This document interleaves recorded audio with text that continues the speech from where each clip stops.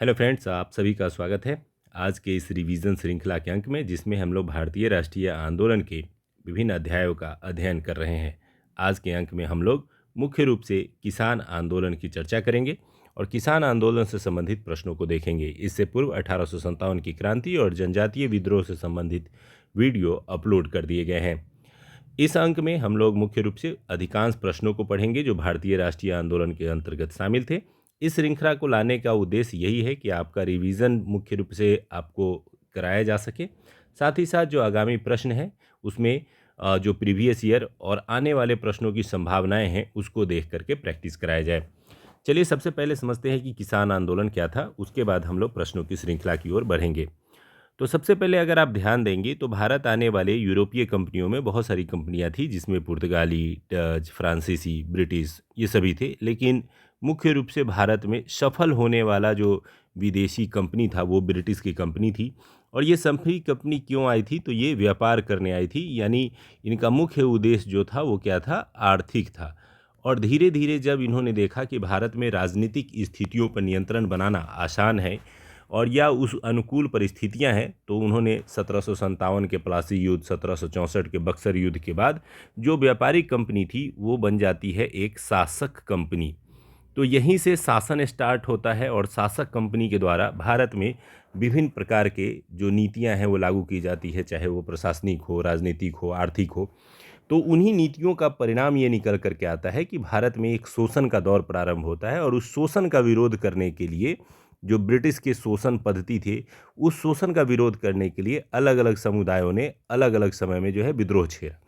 इसी विद्रोह में जो जनजातीय क्षेत्रों में विद्रोह हुए उन्हें हम लोग जनजातीय विद्रोह के नाम से जानते हैं। जो विद्रोह किसानों ने अपने आर्थिक शोषण के विरोध में किया था उसे किसान विद्रोह कहते हैं। जो सैनिकों ने अपने सैनिक सुविधाओं के लिए या भारतीय परिवेश को देख करके किया था उन्हें सैनिक विद्रोह कहते हैं। नागरिकों ने ब्रिटिश तथा अपने सामाजिक भेदभाव के विरुद्ध जो विद्रोह किया उसे हम लोग नागरिक विद्रोह की श्रेणी में रखते हैं। और इन सभी विद्रोहों की श्रृंखला जो है वो प्रारंभिक रूप में देखने को मिलती है, जो मुख्य रूप से 19वीं शताब्दी और 20वीं शताब्दी में भी देखने को मिलती है। और इसी क्रम में जब वह दौर आ जाता है जब भारतीय काफ़ी शिक्षित हो जाते हैं, अपने परिस्थितियों को समझने लगते हैं, इस शोषण चक्र को समझने लगते हैं, तो उन्होंने शुरुआत की भारतीय राष्ट्रीय आंदोलन की। तो आज के जो मुख्य टॉपिक है वो है हमारा किसानों से संबंधित आंदोलन, जो 19वीं और 20वीं शताब्दी में ब्रिटिश के शोषण के विरुद्ध हुए थे, उसे हम लोग किसान आंदोलन कहते हैं, क्योंकि इसका नेतृत्व मुख्य रूप से किसान और किसान संगठनों के द्वारा किया गया था। तो चलिए शुरू करते हैं इन प्रश्नों को। आते हैं सबसे पहले प्रश्न की ओर। पहला प्रश्न है, औपनिवेशिक काल में किसान आंदोलन के कारणों में निम्न में से कौन सा सत्य है? तो यानी कारण को ध्यान देना है किसानों के आंदोलन से संबंधित। पहला है औपनिवेशिक भू राजस्व पद्धति, दूसरा है वाणिज्यिक फसलों को बढ़ावा देना और तीसरा है कठोर लगान वसूली। तो अगर तीनों ऑप्शंस पे हम लोग ध्यान दें तो निकल करके यही आता है कि मुख्य रूप से जो औपनिवेशिक शासन था उस दौरान जो भू राजस्व की पद्धति अपनाई गई थी उसमें आप तीन प्रकार के भू राजस्व पद्धति देखते हैं, एक अस्थाई बंदोबस्त, एक महालवारी बंदोबस्त और रैयतवाड़ी बंदोबस्त। तीनों ही पद्धतियां काफ़ी शोषणकारी थी, तो पहला ऑप्शन तो सही है। दूसरा, वाणिज्यिक फसल का मतलब होता है कॉमर्शलाइजेशन वाले क्रॉप्स, वैसे क्रॉप जो औद्योगिक क्रांति के लिए उपयोग में आते थे, जैसे नील, अफीम या चाय के बागान, कॉफ़ी के बागान आदि। तो ये भी मुख्य कारण रहा था। और तीसरा, ब्रिटिश की जो लगान वसूली की व्यवस्था थी, जो जमींदारों साहूकारों के माध्यम से भी किया जाता था और कई बार ब्रिटिश खुद करते थे, तो ये सारे कठोर लगान वसूली के तरीके, ये सभी कारण बनते हैं इस पूरे आंदोलन के। तो यानी इसका जो सही विकल्प है वो ऑप्शन डी है, यानी तीनों ही मुख्य रूप से इस आंदोलन के कारण थे। आइए इसको थोड़ा सा समझने का प्रयास करते हैं। मुख्य रूप से ब्रिटिश द्वारा जो अपनाई गई भू राजस्व पद्धति थी, जिसमें तीन प्रकार की पद्धति मुख्य रूप से फेमस थी, अस्थाई बंदोबस्त, इसके अलावा रैयतवाड़ी बंदोबस्त और महालवारी बंदोबस्त। ये तीनों ही बंदोबस्त वाली व्यवस्थाएं जो है ये ब्रिटिश शोषण के चक्र के मूल आधार थे और इस दौरान जो कठोर से लगान वसूली की जाती थी ये मुख्य रूप से कारण बना। दूसरी ओर ब्रिटेन में औद्योगिक क्रांति शुरू हुई थी और इस औद्योगिक क्रांति को बढ़ावा देने के लिए भारत में वाणिज्यिक फसलों को बढ़ावा दिया गया, जिसके अंतर्गत नील की खेती कराई जाती थी, चाय की खेती कराई जाती थी, कपास की खेती कराई जाती थी। तो उनमें जो शोषण उत्पन्न होते थे उसके कारण भी विरोध हुआ। और तीसरा, जो साहूकार, महाजन जैसे लोग, जमींदार जैसे लोग जो कठोरतापूर्व किसानों का शोषण करते थे, ये सभी मिल करके ये कारण बने, जिसके कारण जो है अलग अलग क्षेत्रों में कुछ किसान विद्रोह आपको देखने को मिलते हैं। नेक्स्ट आते हैं, दूसरा प्रश्न है, 19वीं सदी में किसान आंदोलन की विशेषताओं में निम्नलिखित में से कौन शामिल नहीं था? आपको ध्यान ये रखना है कि 19वीं सदी का मतलब क्या होता है। 19वीं सदी का मतलब होता है उससे 1801 से लेकर के या 1800 ईस्वी से लेकर के 1899 तक की जो समयावधि होगी, इसको हम लोग कहेंगे 19वीं शताब्दी, या 19वीं शताब्दी का ये दौर कहलाएगा। तो इस दौरान जो किसान आंदोलन हुए थे, वो कौन से किसान आंदोलन थे, उसको हम लोग जानने का प्रयास करेंगे और क्या विशेषताएं उस दौर में रहती थी। पहला है, विशेष या स्थानीय क्षेत्र तक ये आंदोलन सीमित रहते थे। दूसरा, औपचारिक संगठन बनाए जाते थे। तीसरा, आंदोलन आर्थिक शोषण के विरुद्ध था। और चौथा, विद्रोह का नेतृत्व कृषक वर्ग द्वारा किया जाता था। अगर आप ध्यान से देखेंगे तो इस दौर में जितने भी किसान आंदोलन हुए वो स्थानीय प्रकृति के थे, जैसे नील विद्रोह हो रहे हैं, दक्कन विद्रोह हो रहे हैं, तो ये सभी अपने क्षेत्र विशेष के ही आंदोलन होते थे। दूसरा, मुख्य रूप से इसका कारण क्या होता था? आर्थिक शोषण। जो किसान विद्रोह जितने भी हुए उसमें ज़्यादा में आर्थिक तत्व ही हावी होते थे। और लास्ट ऑप्शन है कि इसका नेतृत्व जो है किसानों के द्वारा ही किया जाता था, तो ये भी सही है कि ज़्यादातर किसानों ने ही। अपनी औपचारिक संगठन की बात करें तो संगठन का दौर जो है वो 20वीं सदी में निकल के आता है, जब औपचारिक संगठन बनाए जाने लगते हैं। औपचारिक संगठन के दौरान आप देखने को मिलता है आपको कि प्रांतीय किसान सभा, अखिल भारतीय किसान सभा बनाए जाते हैं। तो इस प्रकार से इसका सही उत्तर जो है वो ऑप्शन बी है कि 19वीं शताब्दी में कृषक आंदोलन जो है वो हिंसक प्रकृति के और स्थानीय स्वरूप के होते थे। इसके अलावा इसका मुख्य कारण जो है वो आर्थिक शोषण हुआ करता था। और इस दौरान भारतीय जो किसान थे उनको उपनिवेशवाद की ज़्यादा समझ नहीं थी कि कैसे वो शोषण का एक हथियार तैयार कर लिए हैं, कैसे धन का निष्कासन कर रहे हैं, ये किसानों को नहीं समझ में आता था। इसके कारण से कोई संगठन उभर करके नहीं आया था। तो यानी 19वीं सदी में औपचारिक संगठन नहीं था। ये संगठन कब आते हैं? 20वीं सदी में आते हैं, जब प्रांतीय किसान सभा बनते हैं अलग अलग राज्यों में और अखिल भारतीय किसान सभा का निर्माण होता है। तो अखिल भारतीय किसान सभा के नेतृत्व में फिर आंदोलन संचालित किए जाते हैं 20वीं सदी में। तो 19वीं सदी और 20वीं सदी का एक बहुत बड़ा डिफरेंस था कि 19वीं सदी में किसानों के द्वारा आंदोलन हुआ और 20वीं सदी में किसान संगठनों के द्वारा ज़्यादातर आंदोलन हुए। नेक्स्ट प्रश्न की ओर आते हैं। तीसरा है कि इसका सही मिलान करें। सन्यासी विद्रोह, मोपला विद्रोह, दक्कन विद्रोह, दिरांग विद्रोह, और ये किस क्षेत्र से संबंधित थे? तो अगर आप ध्यान देंगे तो सन्यासी विद्रोह जो था वो मुख्य रूप से बंगाल क्षेत्र में उत्पन्न हुआ था और तत्कालीन बंगाल क्षेत्र इससे प्रभावित था। मोपला विद्रोह जो है वो मालाबार तट पे केरल राज्य में उत्पन्न हुआ था। और दक्कन विद्रोह जो है वो महाराष्ट्र के दक्कन क्षेत्र में उत्पन्न हुआ था, जो पूना का क्षेत्र है उस क्षेत्र में। और दिरांग आंदोलन का संबंध जो है वो असम राज्य से रहा है। तो इस प्रकार जो इसका सही मिलान है वो आप देख सकते हैं और इसी सही मिलान को आपको ध्यान रखना है।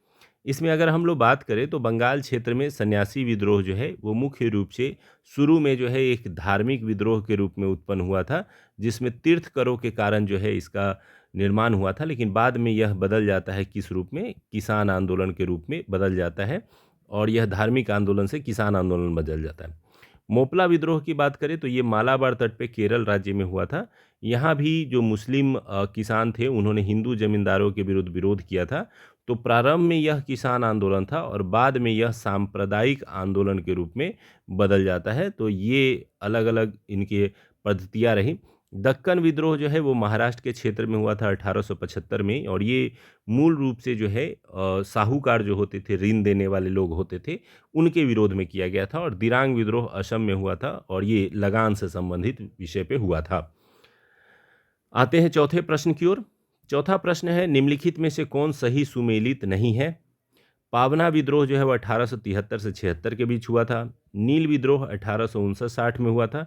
सन्यासी विद्रोह 1863 से लेकर 1800 के बीच हुआ था, 1763 से 1800 के बीच। और दरभंगा किसान आंदोलन जो है 1917 में हुआ था। तो इसका जो सही उत्तर है वो है ऑप्शन डी, दरभंगा किसान आंदोलन, ये कई बार प्रश्न में आया है। दरभंगा किसान आंदोलन इसलिए सही उत्तर है क्योंकि दरभंगा किसान आंदोलन का आयोजन 1917 में नहीं बल्कि 1919 में हुआ था। ये आपको पढ़ने को मिलेगा कि बिहार में दो किसान आंदोलन प्रमुख रहे थे।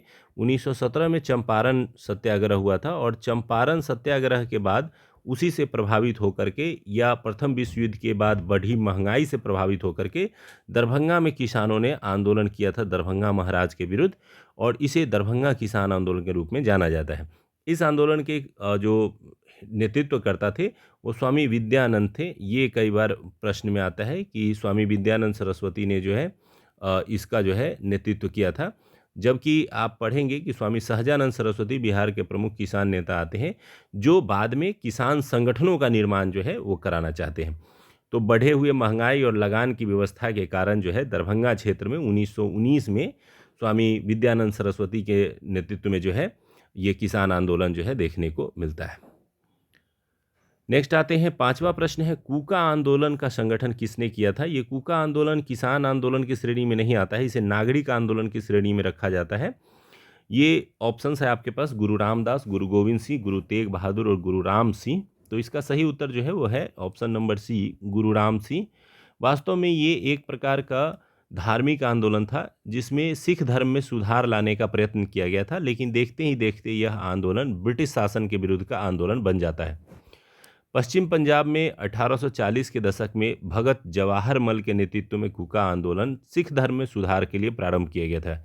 जैसे आप पढ़ेंगे कि एक वहाबी आंदोलन हुआ करता था जो मुस्लिम धर्म में धार्मिक सुधार के उद्देश्य से शुरू किया गया था, उसी प्रकार से कूका आंदोलन जो है वो सिख धर्म में धर्म सुधार के लिए प्रारंभ किया गया था। लेकिन बाद में यह चूंकि राजनीतिक क्षेत्र में सुधार के बिना धार्मिक सुधार संभव नहीं था, इसलिए इसका रूप जो है वो धार्मिक हो जाता है, और जब यह धार्मिक होता है तो इसका नेतृत्व जो है राम सिंह कूका ने किया था, और इसी कारण से ये प्रश्न कई बार पूछा जाता है। तो अगर प्रारंभकर्ता थे वो जवाहरमल, और जो इसको मुख्य रूप से कूका विद्रोह को नेतृत्व प्रदान किया वो राम सिंह कूका थे। नेक्स्ट आते हैं छठे प्रश्न की ओर। नील विद्रोह के बारे में आप जानते होंगे। निम्नलिखित कथनों पर विचार कीजिए। पहला, यह विद्रोह 1917 ईस्वी में बिहार में हुआ था। दूसरा, प्रसिद्ध नाटक नील दर्पण में नील कृषकों की दुर्दशा का वर्णन किया गया है। अगर आपने वीडियो को ध्यान से देखा होगा तो आपने पढ़ा होगा कि नील विद्रोह जो है वो वास्तव में बंगाल के क्षेत्र में हुआ था, और नील दर्पण नाटक जो दीनबंधु मित्र के द्वारा लिखी गई है उसमें इसका वर्णन मिलता है। लेकिन जो 1917 में हुआ था वो चंपारण सत्याग्रह था। तो ये यानी ये पहला ऑप्शन क्या है वो गलत है और दूसरा ऑप्शन सही है, और हमें सत्य कथन को ही चुनना है। तो यानी ऑप्शन बी जो है वो क्या हो जाएगा, सत्य कथन हो जाएगा, और इसी को हम लोग आंसर के रूप में चूज करेंगे।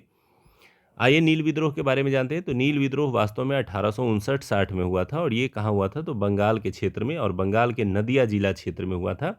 और मुख्य रूप से जो नील के किसान थे, जो नील की खेती करते थे, उन खेती करने वाले किसानों की जो दुर्दशा थी उन्होंने ही ये विद्रोह शुरू किया था, और विश्वास बंधुओं ने इस जो विद्रोह है उसका नेतृत्व किया था। ये मुख्य रूप से नील बागान मालिकों के विरुद्ध में ये विद्रोह किया गया था, और विद्रोह के संबंध में ही नील दर्पण नाटक जो है वो दीनबंधु मित्र के द्वारा लिखी गई है, जिसमें नील किसानों की जो दशा थी, कैसे दुर्दशा में बदल गई थी, उसका वर्णन किया गया है। नेक्स्ट प्रश्न में आते हैं। आनंद मठ उपन्यास की जो कथा वस्तु है वो किस क्षेत्र से संबंधित है। ऑप्शन है चुआर विद्रोह से, पावना विद्रोह से, सन्यासी विद्रोह से, नील विद्रोह से। तो जो आनंद मठ उपन्यास रहा है वो आनंद मठ का संबंध जो है वो सन्यासी विद्रोह से रहा है। आपको मैंने बताया था कि सन्यासी विद्रोह जो है एक धार्मिक विद्रोह के रूप में शुरू हुआ था तीर्थकरों के विरोध में, लेकिन धीरे धीरे ये किसानों के संगठन के रूप में उभर करके आ गया था। सन्यासी विद्रोह की बात करें तो ये बंगाल क्षेत्र में उत्पन्न हुआ एक महत्वपूर्ण आंदोलन था, और प्रारंभिक आंदोलनों में से एक था। उसी दौरान बंकिम चंद्र चटर्जी ने एक किताब लिखी जिसका नाम है आनंद मठ, और इसी आनंद मठ किताब में मुख्य रूप से सन्यासी विद्रोह का जिक्र जो है वो मिलता है, और यहीं से ये कथा वस्तु ली गई है सन्यासी विद्रोह की। इसके अलावा वंदे मातरम गीत जो कि आनंद मठ की पुस्तक में ही लिखा गया है, जिसे बाद में 1896 के कांग्रेस के कलकत्ता अधिवेशन में पहली बार गाया गया था, जब रहमतुल्लाह सयानी जो है उस अधिवेशन की अध्यक्षता कर रहे थे। ये लगभग जो ये आंदोलन है ये 1760 के से लेकर 1800 के बीच में हुआ था। इसकी तिथि में थोड़ा सा एकरूपता नहीं देखने को मिलेगी, कहीं 1763 से 1800, कहीं 1770 से 1800, क्योंकि ये लगभग 30-40 साल तक चला ये आंदोलन था। नेक्स्ट प्रश्न आते हैं, मिलान करें। एक तरफ आंदोलन और दूसरे तरफ वर्ष दिए गए हैं, तो आंदोलन का वर्ष से मिलान अगर हम लोग करेंगे तो चंपारण सत्याग्रह का जो समय रहा है वो रहा है मुख्य रूप से 1917 में। खेड़ा आंदोलन जो है ये 1918 में हुआ था। बारदोली सत्याग्रह जो है ये 1928 में हुआ था। और अवध किसान आंदोलन जो है ये यूपी के क्षेत्र में किसानों के द्वारा किया गया आंदोलन था, जो 1920 के समय में हुआ था। तो इस प्रकार से वर्षों को आप आसानी से सुमेलित कर सकते हैं। थोड़ा सा इनके बारे में अगर हम लोग जानें तो चंपारण सत्याग्रह भारत में गांधी जी का पहला सत्याग्रह था। ये 1917 में चंपारण के क्षेत्र में हुआ था और ये मुख्य रूप से 3 कठिया प्रणाली जो वहाँ प्रचलित थी इसी के विरोध में किया गया था। और 3 कठिया प्रणाली क्या थी, तो 20 कट्ठे की खेतों में जो 3 कट्ठे की खेती जो नील के रूप में करना अनिवार्य होता था उसी को 3 कठिया प्रणाली कहा जाता है। और इसी के विरोध में यहाँ पर चंपारण सत्याग्रह किया गया था गांधी जी के नेतृत्व में। खेरा सत्याग्रह भी गांधी जी के नेतृत्व में किया गया था। ये 1918 में किया गया था और ये गुजरात के खेरा में किया गया था। ये मुख्य रूप से जो लगान है उस फसल की बर्बादी के बाद भी लगान की वसूली की जा रही थी उसके लिए किया गया था। बारदोली सत्याग्रह का जो है वो 1928 के समय में ये भी गुजरात में हुआ था और ये मुख्य रूप से जो है सरदार वल्लभ भाई पटेल के नेतृत्व में किया गया था। और अवध किसान विद्रोह जो है ये 1920 में हुआ था और ये अवध यानी यूपी के क्षेत्र में ये किसान आंदोलन हुआ था। 9वें प्रश्न की ओर आते हैं, निम्न में से कौन फराजी विद्रोह के नेतृत्व करता थे। फराजी विद्रोह वास्तव में एक धार्मिक आंदोलन था जिसमें मुस्लिम धर्म को सुधारने का प्रयास किया गया था। ये वहाबी आंदोलन से प्रेरित था। तो कौन थे इसके नेता, आगा मोहम्मद रजा, दादू मियाँ, शमशेर गाजी, वज़ीर अली। इसका सही उत्तर है ऑप्शन बी, दादू मियाँ ने इस विद्रोह का जो है नेतृत्व किया था। ये ब्रिटिश के विरोध में ये विद्रोह बाद में शुरू हो गया था। फराजी लोग जो है वो बंगाल के हाजी सरियातुल्ला के अनुयायी हुआ करते थे और 1840 ईस्वी के आसपास दादू मियाँ के नेतृत्व में यह धर्म सुधार कार्यक्रम क्रांतिकारी कार्यक्रम में बदल गया और अंग्रेज़ों के खिलाफ इन्होंने आंदोलन छेड़ दिया। तो मुख्य रूप से जो ये आंदोलन शुरू हुआ था वो वहाबी आंदोलन से प्रेरित एक प्रकार का धर्म सुधार था, लेकिन जब दादू मियाँ ने इसको नेतृत्व प्रदान किया तो ये दादू मियाँ के नेतृत्व में जो है ये ब्रिटिश के खिलाफ एक क्रांतिकारी आंदोलन के रूप में बदल जाता है। तो इसी को आपको ध्यान रखना है, ज़्यादातर प्रश्नों में दादू मियाँ को ही प्रश्न के रूप में पूछा जाता है। नेक्स्ट आता है 10वां प्रश्न, निम्नलिखित में से कौन सा सही सुमेलित है, इसको मिलान करें। पहला है मोपला विद्रोह जो कि अली मुदलियार ने इसे नेतृत्व प्रदान किया था। दूसरा है एका आंदोलन, मदारी पासी ने इसको नेतृत्व प्रदान किया था। तीसरा है बारदोली सत्याग्रह, वल्लभ भाई पटेल ने नेतृत्व प्रदान किया था। और चौथा है पावना विद्रोह, दिगंबर विश्वास ने इसको नेतृत्व प्रदान किया था। तो इसका जो सही उत्तर है वो है ऑप्शन डी, पावना विद्रोह। वास्तव में जो दिगंबर विश्वास थे, दिगंबर विश्वास और विष्णु विश्वास जो है ये विश्वास बंधु कहलाते थे और इन्होंने जो है नील विद्रोह का नेतृत्व किया था, इन्होंने पावना विद्रोह का नेतृत्व नहीं किया था। तो इस प्रकार से सही उत्तर जो है वो पावना विद्रोह के बारे में अगर हम लोग बात करें तो ये बंगाल क्षेत्र में हुआ था और इस विद्रोह का नेतृत्व जो है वो ईश्वर चंद्र, शंभुनाथ पाल, केशव चंद्र राय यानी कई सदस्यों ने किया था, लेकिन उसमें विश्वास बंधु शामिल नहीं थे क्योंकि वो काफ़ी पहले जो विद्रोह हुआ था, इसलिए पावना विद्रोह इसका सही उत्तर था। नेक्स्ट आते हैं तेभागा आंदोलन। तेभागा आंदोलन 1946 में किसकी प्रेरणा से बंगाल में आरंभ हुआ था। उस समय एक कमेटी गठित हुई थी और उस कमेटी की रिपोर्ट आई थी और उसी कमेटी की रिपोर्ट को आधार बनाते हुए तेभागा आंदोलन जो है वो बंगाल के क्षेत्र में शुरू किया गया था। ऑप्शन है स्प्रू समिति की रिपोर्ट, फॉसे समिति की रिपोर्ट, फ्लाउड कमीशन की रिपोर्ट, जॉन वुड हेड आयोग की रिपोर्ट। तो ये जो शुरू हुआ था ये फ्लाउड कमीशन की रिपोर्ट पर शुरू हुआ था। फ्लाउड कमीशन ने एक रिपोर्ट दिया था कि किसानों से जो है वो 50% से अधिक लगान नहीं लेना चाहिए और इसी क्रम में उन्होंने जो रिपोर्ट दिया उस रिपोर्ट को आधार बनाते हुए किसानों ने एक आंदोलन शुरू किया और उन्होंने कहा कि हम 1/3 से ज़्यादा लगान नहीं देंगे, 2/3 हम अपने पास रखेंगे, 1/3 हम जमींदारों को देंगे। और इसी 1/3 देने की बात की गई जिसके कारण इसे तेभागा आंदोलन के रूप में जाना जाता है। ये तेभागा आंदोलन नामाकरण जो पड़ा, ये 1/3 के कारण ही पड़ा था। यह कहाँ हुआ था? तो ये बंगाल के क्षेत्र में हुआ था और यह 1946 से 1950 के बीच में चला था। तेभागा आंदोलन जो है वो फ्लाउड कमीशन की रिपोर्ट से इसको प्रेरणा मिली थी, जिसमें कहा गया था कि आधे की जगह जो है 1/3 भाग टैक्स के रूप में लेना जाना चाहिए, यानी एक सुझाव जो है सरकार को दिया गया था। उसके बाद किसान सभा ने इस आंदोलन को छेड़ दिया और एक बड़ी संख्या में ये आंदोलन जो है उस क्षेत्र में देखने को मिलता है। नेक्स्ट आते हैं दक्कन विद्रोह के संबंध में। तो दक्कन विद्रोह के संबंध में निम्नलिखित कथनों पर विचार करें। यह विद्रोह महाराष्ट्र में रैयतवाड़ी वालों क्षेत्रों में हुआ था। दूसरा, इस विद्रोह का नेतृत्व बाबा साहब देशमुख ने किया था। और तीसरा, 1876 में दंगा कमीशन की नियुक्ति की गई थी। अगर ध्यान देंगे तो ये सभी जो कथन हैं ये सही प्रतीत होते हैं, सत्य कथन ही यहाँ पूछा गया है, तो इसलिए 1, 2, 3 तीनों के तीनों सही है, क्योंकि महाराष्ट्र में रैयतवाड़ी क्षेत्रों में ही ये दक्कन विद्रोह हुआ था। मुख्य रूप से जो पूनाज का क्षेत्र है, इसी क्षेत्र में ये विद्रोह उत्पन्न हुआ था। इस विद्रोह का नेतृत्व जो है वो बाबा साहब देशमुख ने ही किया था। इसके अलावा 1876 में, यानी ये विद्रोह हुआ था 1875 में, और उसके एक साल बाद जब विद्रोह को दबा दिया गया तो एक आयोग का गठन किया गया था, जिसे दंगा आयोग यानी दक्कन दंगा आयोग के रूप में कहा जाता है। दंगा आयोग ने अपनी रिपोर्ट दी थी। रिपोर्ट में उन्होंने ये कहा था कि इस विद्रोह का मूल कारण जो है वो साहूकारों द्वारा किया जाने वाला अत्याचार है, ब्रिटिश द्वारा किया जाने वाला जो कार्य है वो विद्रोह का कारण नहीं था। तो इस प्रकार से ये विद्रोह जो है महाराष्ट्र के रैयतवाड़ी क्षेत्र में हुआ। यह विद्रोह का नेतृत्व बाबा साहब देशमुख ने किया।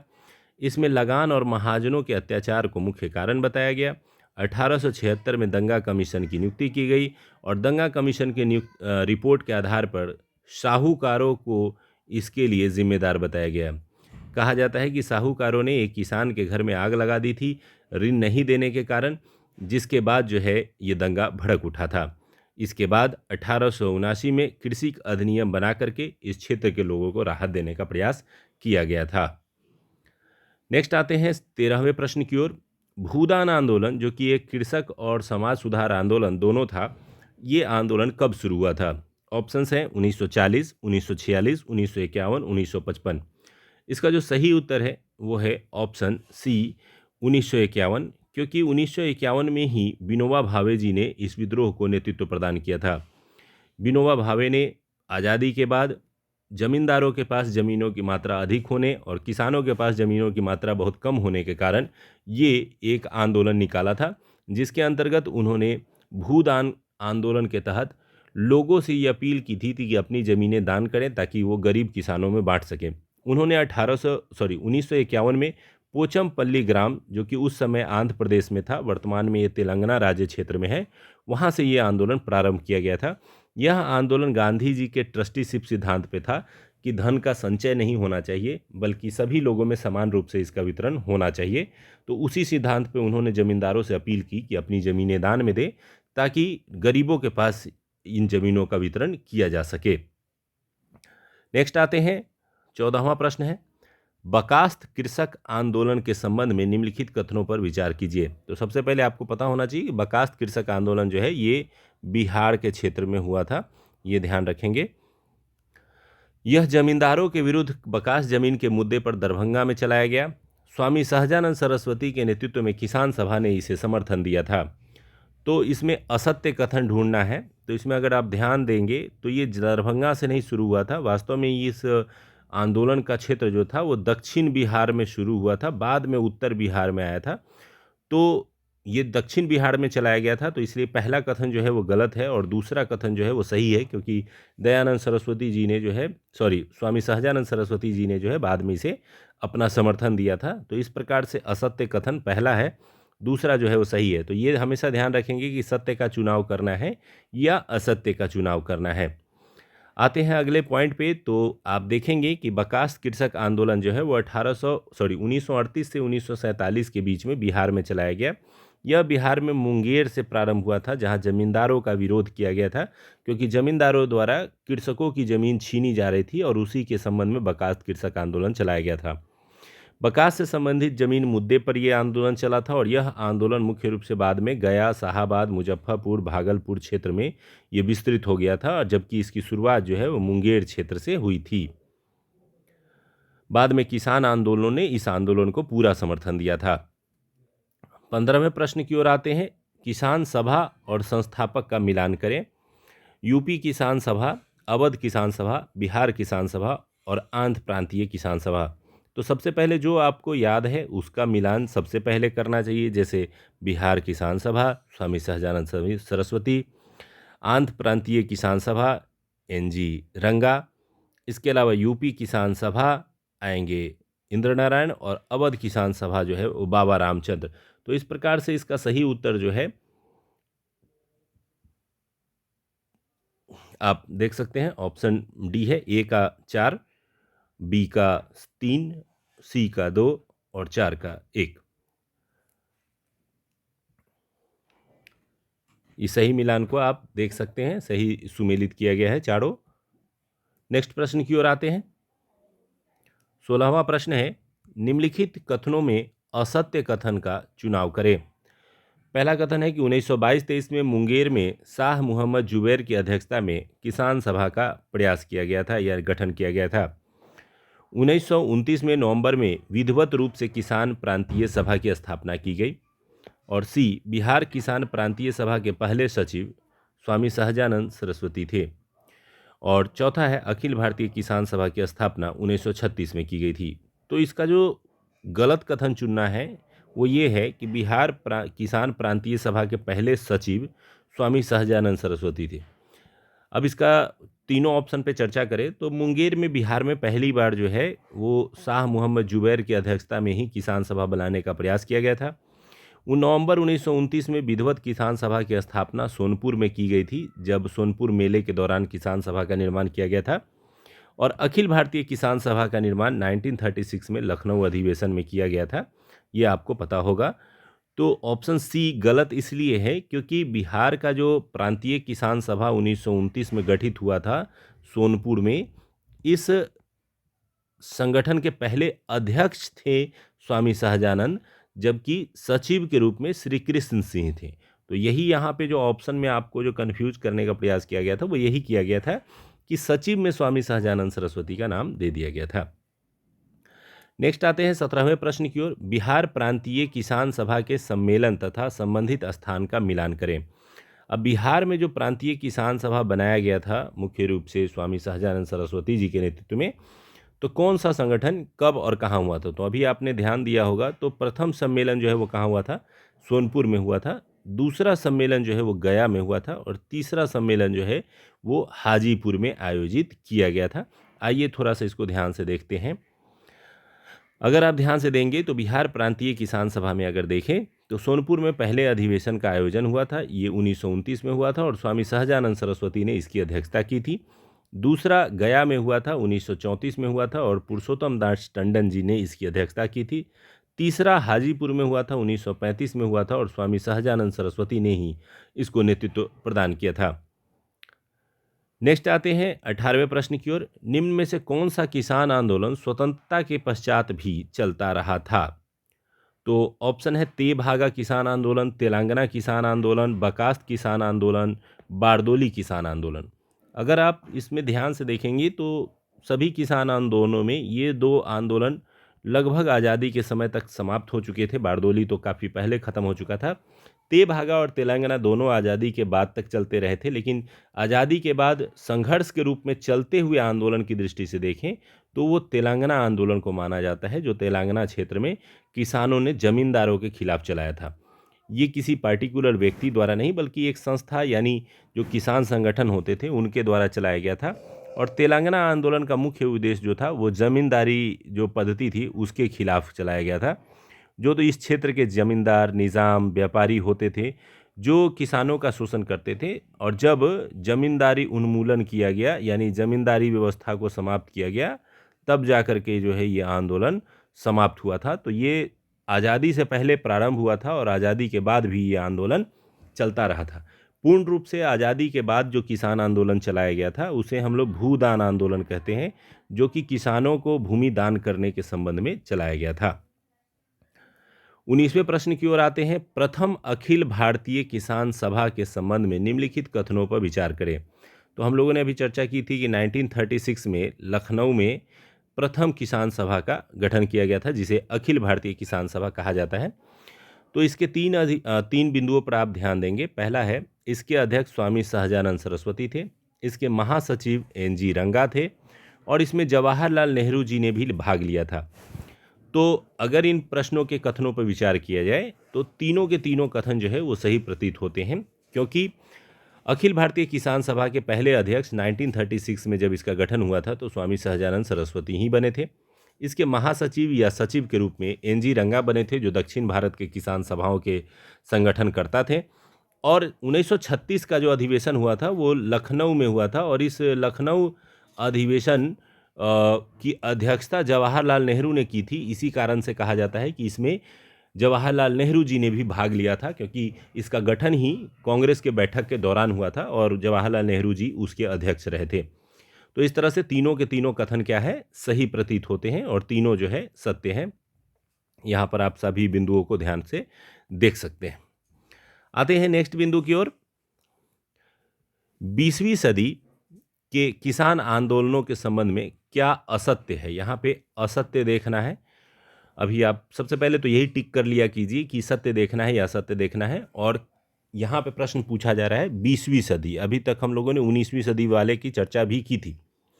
इसकी प्रवृत्ति क्षेत्रीयता के साथ साथ राष्ट्रीय स्तर की भी हो गई। तो ये बिल्कुल सही है कि 20वीं सदी में जो आंदोलन किसान थे वो अब छोटे छोटे स्तर पर ना होके बड़े बड़े स्तर पर होने लगे थे। इस काल के आंदोलनों का नेतृत्व जो है वो स्थानीय तथा राष्ट्रीय स्तर के नेताओं ने किया, जैसे गांधी जी, सरदार वल्लभ भाई पटेल, स्वामी सहजानंद सरस्वती। इस काल में किसानों में उपनिवेशवादी विरोधी चेतना का उदय हो गया था, यानी अब ब्रिटिश को भगाना भी किसानों का एक उद्देश्य हो गया था। तो बिल्कुल सही है। इस काल में किसान आंदोलन पूर्ण रूप से अहिंसक रहा। तो यही कथन गलत है, क्योंकि गांधी जी के नेतृत्व होने के बावजूद भी कुछ ऐसे किसान आंदोलन इस 20वीं सदी में हुए जो कि हिंसक थे। आइए देखते हैं।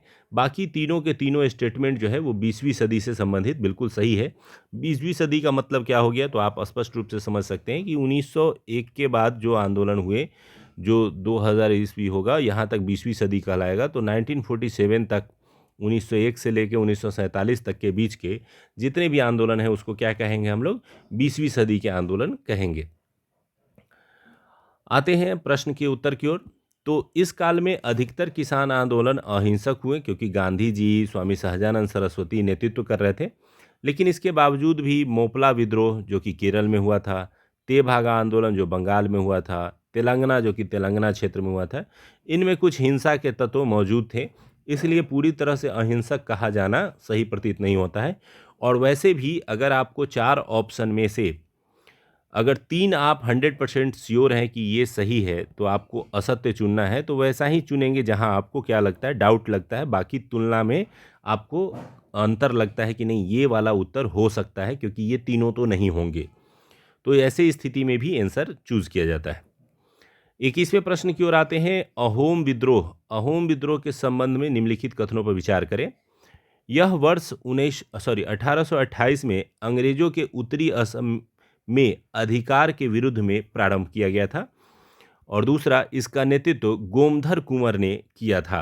अब चूंकि यहाँ पे असत्य कथन का चयन करना है, तो आपको ध्यान देना है कि दोनों कथन या तो सत्य है, असत्य है, या एक सत्य है, एक असत्य है। तो यहाँ अगर आप ध्यान से देंगे तो दोनों के दोनों जो है सत्य है। इसलिए ये दोनों कथन क्या हो जाएंगे, असत्य की दृष्टि से। ना तो एक असत्य है, ना ही दूसरा असत्य है, दोनों के दोनों क्या है, सत्य है। क्यों ऐसा है, आइए थोड़ा सा जानते हैं अहोम विद्रोह के बारे में। अहोम विद्रोह वास्तव में क्या था, तो असम के क्षेत्र में जब बर्मा युद्ध हो रहा था, जब बर्मा अर्थात म्यांमार के साथ ब्रिटेन युद्ध कर रहा था 1824 से 28 के बीच में, तो उन्होंने अपने कैंप जो है वो असम के क्षेत्र में बनाए थे। और जब वो वापस लौटने की बारी आई बर्मा युद्ध जीत करके, तो अंग्रेजों ने उत्तरी असम के क्षेत्र में जहाँ पर उन्होंने कैंप बनाया हुआ था, अब वहाँ से वो हटने को तैयार नहीं थे और उस क्षेत्र पर भी अधिकार करने लगे। ऐसे में गोमधर कुंवर, जो कि अहोम क्षेत्र के वंश के राजा हुआ करते थे, तो उन्होंने अपने नेतृत्व में एक विद्रोह छेड़ा और ब्रिटिशर्स को असम से भगाने का प्रयत्न किया था। और इसी विद्रोह को अहोम विद्रोह के नाम से जाना जाता है। यह 1828 में असम राज्य क्षेत्र में हुआ था। नेक्स्ट आते हैं प्रश्न, मिलान करें। इसमें वर्ष और विद्रोह का नाम दिया गया है। पाइका विद्रोह जो कि उड़ीसा में हुआ था, ये 1817 में हुआ था। बघेरा विद्रोह आप जानते हैं ये गुजरात में हुआ था। इसके अलावा नायक विद्रोह ये भी बंगाल के क्षेत्र में हुआ था। दो नायक विद्रोह की चर्चा हम लोग करते हैं, एक जो है ये बंगाल क्षेत्र से संबंधित है और दूसरा जो विद्रोह है वो गुजरात क्षेत्र से संबंधित है नायक का। और कित्तूर विद्रोह जो है वो कर्नाटक क्षेत्र से संबंधित है। इसका जो सही उत्तर है वो है ऑप्शन बी। आप देख सकते हैं कि पाइका विद्रोह 1817 में हुआ था और बघेरा विद्रोह की चर्चा हम लोग कर रहे हैं। बघेरा विद्रोह जो है वो गुजरात के क्षेत्र में हुआ था। आइए इसको जानते हैं थोड़ा सा। तो पाइका विद्रोह क्या है? पाइका विद्रोह 1817 में जो है ये बक्सी जंगबंधु के नेतृत्व में उड़ीसा में हुआ था। उड़ीसा राज्य के विद्रोह को इसे आज के समय में प्रथम स्वतंत्रता संग्राम की संज्ञा दिए जाने की विचार किया जा रहा है कि इसे प्रथम स्वतंत्रता संग्राम दिया जाए। ये वैसे सैनिक थे जो पहले कभी रक्षक सैनिक हुआ करते थे और सेना में भाग लेते थे, लेकिन बाद में इन्हें सेना से निकाल दिया गया था और इन पर अत्याचार हो रहे थे, इनको काम नहीं मिल रहा था, आर्थिक रूप से परेशान थे। तो इन्होंने ब्रिटिश के खिलाफ जो है 1817 में विद्रोह छेड़ा था। इस विद्रोह का क्षेत्र क्या था? तो उड़ीसा था और जगबंधु जी ने इसका नेतृत्व किया था और बाद में ये आंदोलन असफल हो गया था। बघेरा विद्रोह जो है ये मुख्य रूप से जो है गुजरात के क्षेत्र में 1818 से 20 के बीच में हुआ था और ये उस क्षेत्र के स्थानीय लोगों के विद्रोह थे। नायक विद्रोह जो है ये मुख्य रूप से बंगाल क्षेत्र में हुआ था, बंगाल के मिदनापुर क्षेत्र में। और कित्तूर रानी चिन्नम्मा के नेतृत्व में जो है 1824 में कर्नाटक में हुआ था, जब उनके दत्तक पुत्र को जब इजाज़त नहीं दी गई थी राजा बनने की, तो उसके खिलाफ उन्होंने विद्रोह किया था रानी चिन्नम्मा ने। तो ये कई प्रश्न आपको यहाँ से ध्यान रखने हैं और इनके स्टेट क्षेत्र भी याद रखने हैं कि कौन सा विद्रोह जो है वो कहाँ से संबंधित रहा है। तो ये सभी प्रश्न के रूप में आते हैं। नेक्स्ट आते हैं 23वें प्रश्न की ओर। 23वां प्रश्न है विद्रोह तथा नेतृत्वकर्ता के संबंध में निम्नलिखित में से कौन सही सुमेलित नहीं है? मिदनापुर एवं धाल मूल विद्रोह जो है ये दामोदर सिंह और जगन्नाथ सिंह के नेतृत्व में हुआ था। अवध का नागरिक विद्रोह जो है वो वजीर अली खां के नेतृत्व में हुआ था। कच्छ का विद्रोह जो है वो महाराजा भारमल द्वितीय के नेतृत्व में हुआ था और पाइका विद्रोह जो है वो श्रीकर भंज के नेतृत्व में हुआ था। तो कौन सुमेलित नहीं है? तो अगर अभी आपने पिछला डिस्कशन सुना होगा तो उसमें आपने पाइका विद्रोह का जिक्र सुना था और पाइका विद्रोह जो है वो श्री भंज के नेतृत्व में नहीं हुआ था बल्कि ये जगबंधु जी के नेतृत्व में हुआ था। तो इसलिए इसका सही उत्तर क्या हो जाएगा? बक्सी जंगबंधु के नेतृत्व में जो है हुआ था पाइका विद्रोह। और ये कब हुआ था? 1817 में। इसे प्रथम स्वतंत्रता संग्राम की मांग की जा रही है कि इसको प्रथम स्वतंत्रता संग्राम का स्थान दिया जाए इतिहास में। और अभी हाल ही में चर्चा भी हुई है, संसद में भी चर्चा हुई है। कुछ वर्ष पहले इसकी 200 वर्ष हुए थे इस आंदोलन के, तो भी ये चर्चा का विषय रहा था। तो पाइका विद्रोह काफ़ी चर्चित रहता है। पाइका कौन थे? तो पाइका वो समूह थे जो सैनिकों के रूप में काम किया करते थे और उन्होंने अपने आर्थिक तंगी के कारण जो है विद्रोह किया था। नेक्स्ट आते हैं 24वें प्रश्न की ओर। निम्नलिखित में से कौन सुमेलित नहीं है? एका आंदोलन को मदारी पासी ने नेतृत्व किया था। खेरा आंदोलन महात्मा गांधी ने नेतृत्व प्रदान किया था। गडकरी विद्रोह बाबाजी अहिरेकर द्वारा विद्रोह प्रदान किया गया था और पोलीगर विद्रोह जो है वो केरल वर्मा के द्वारा इसको नेतृत्व किया गया था।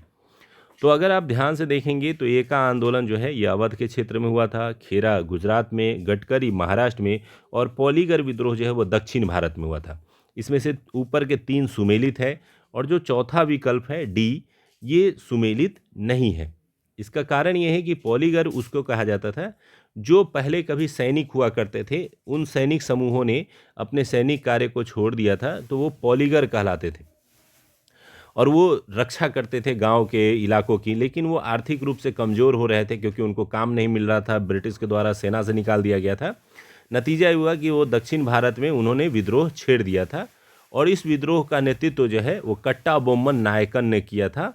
और कट्टा बोम्मन नायकन के नेतृत्व में ये विद्रोह जो है लगभग 1795 से 1805 के बीच में जो है ये विद्रोह चला था और यह विद्रोह जो है दक्षिण भारत का एक महत्वपूर्ण विद्रोह के रूप में जाना जाता है। तो कई बार आपसे पूछा जा सकता है कि पोलीगर विद्रोह का क्षेत्र क्या था? आइए आज के अंतिम प्रश्न की ओर आते हैं। 19वीं सदी में होने वाले वहाबी आंदोलन का मुख्य केंद्र क्या था? तो वहाबी आंदोलन जो है, मैंने अभी कई बार चर्चा की कि ये एक धार्मिक रूप से शुरू हुआ आंदोलन था जो बाद में राजनीतिक आंदोलन के रूप में बदल गया था ब्रिटिश के विरुद्ध। इसका मुख्य केंद्र जो है उस समय बिहार हुआ करता था, तो यानी इसका सही उत्तर क्या है? पटना। ये पटना इसका क्षेत्र था, यानी शुरू तो ये आंदोलन हुआ था अरब क्षेत्रों से, लेकिन इसका बाद में मुख्य मुख्य क्षेत्र जो है वो भारत बन गया था। भारत में इसको नेतृत्व जो है वो सैयद अहमद बरेलवी ने प्रदान किया था, जबकि अब्दुल वहाब ने जो है इसको अरब क्षेत्र में आंदोलन को प्रारंभ किया था। वहाबी आंदोलन जो है वो 1830 से 61 के बीच में काफ़ी ज़्यादा चर्चित रहा था। इसके बाद जो है इसके दो केंद्र भारत में बनाए गए थे, जिसमें से मुख्य केंद्र जो भारत का था वो पटना था, और एक उत्तर पश्चिम सीमा प्रांत पे सितना जगह हुआ करता था, वहाँ से भी आंदोलन का प्रचलन किया जाता था, लेकिन मुख्य केंद्र बाद में पटना बन गया था। 1831 में बरेलवी की मृत्यु के पश्चात बिहार में इनायत अली, विलायत अली जैसे नेतृत्वकर्ताओं ने आंदोलन का प्रचार प्रसार किया था, और यह प्रारंभ में धार्मिक था और बाद में यह आंदोलन जो है वो क्या बन गया था? एक ऐसा आंदोलन बन गया था जो ब्रिटिश शासन के खिलाफ लड़ रहा था। तो चलिए आज के इस चर्चा में आशा करते हैं कि आपका जो किसान आंदोलन और नागरिक आंदोलन के तत्व भी इसमें शामिल किए गए थे, ताकि आपको थोड़ा सा रिवीजन हो जाए। तो उम्मीद करते हैं कि आपको अच्छे से समझ में आया होगा। अगले चैप्टर को पढ़ के रखिए। अगला वीडियो 2 दिनों में आप सभी के बीच रहेगा। तो मिलते हैं अगले वीडियो के माध्यम से। धन्यवाद। Thank you.